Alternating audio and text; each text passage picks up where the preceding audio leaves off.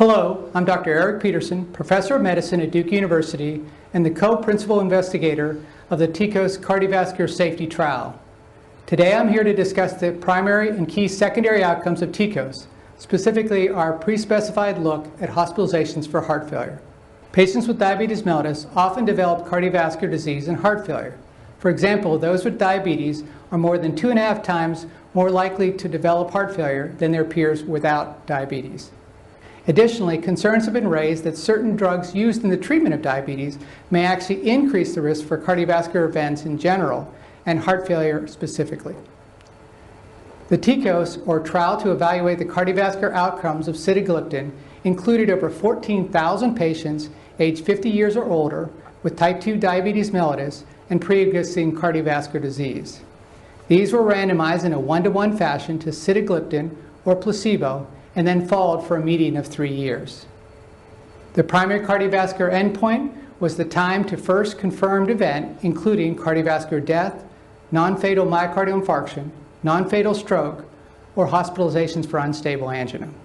The TECOS Cardiovascular Safety Trial met its primary endpoint, demonstrating no increase in risk for MACE events in those treated with sitagliptin relative to placebo.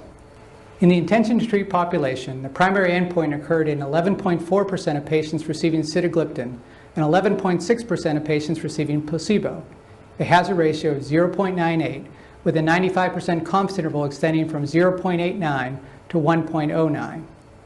In the per-protocol population, the primary endpoint occurred in 9.6% of those patients treated with either sitagliptin or placebo, a hazard ratio of 1.0. A key pre-specified secondary endpoint of TECOS was hospitalizations for heart failure.